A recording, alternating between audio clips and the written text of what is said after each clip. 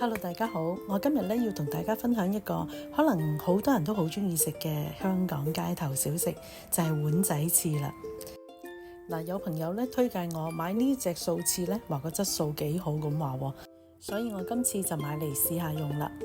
跟住我哋就將木耳絲都洗乾淨之後浸到佢軟身，然後跟住我今次就冇用乾瑤柱啦，我就用咗柱貝仔。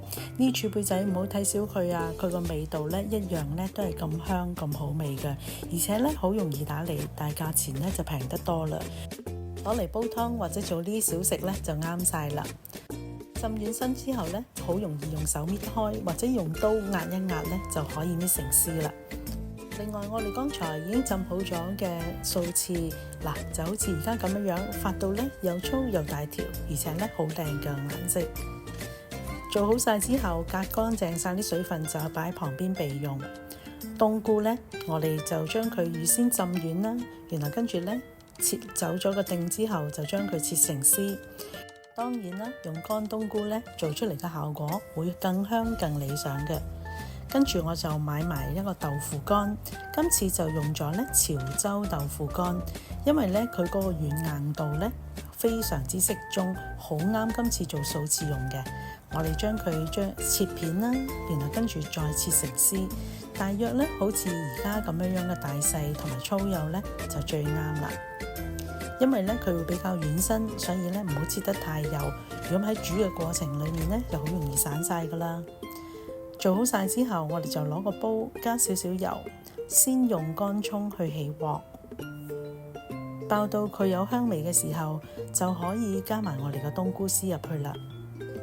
冬菇絲加入咗之後用少少糖加咗入去，炒下佢，俾個底味佢先。跟住就加埋我哋嘅柱貝絲同埋木耳絲入去啦。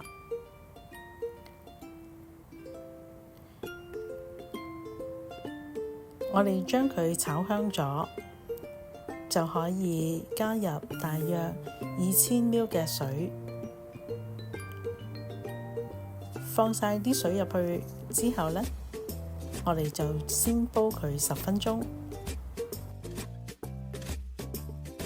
跟住我哋就準備定啲調味料啦，包括有1/2茶匙嘅鹽、1茶匙嘅生抽、1茶匙嘅老抽，仲有1湯匙嘅蠔油，少少嘅胡椒粉，同埋1大茶匙嘅雞粉，仲有加入1/2茶匙嘅麻油。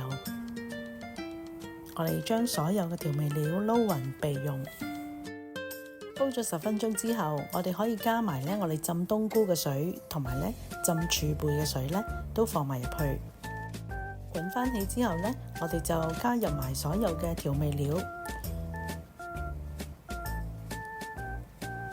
同埋仲有我哋嘅素翅同埋豆腐絲，我哋都加晒入去。加晒入去之後，我哋就將佢攪勻。如果見到顏色唔係好夠嘅，可以再加老抽入去調色。今次我哋會用馬蹄粉嚟去打芡嘅，因為咁樣佢就算凍咗都唔會咁容易瀉，依然都 keep 到佢挺身結身。我哋較細火打咗芡之後，做到適合嘅濃度，我哋再試味，咁就可以完成噶啦。喺食嘅時候最理想就加入埋香醋一齊去食，會更加好味噶。哇！啲回憶真係翻晒嚟啊！而且個效果同你喺街上面食係一模一樣噶，你哋都試下。最重要梗係幫下我手，分享俾多啲嘅朋友一齊追蹤我專頁啦。多謝你哋，拜拜。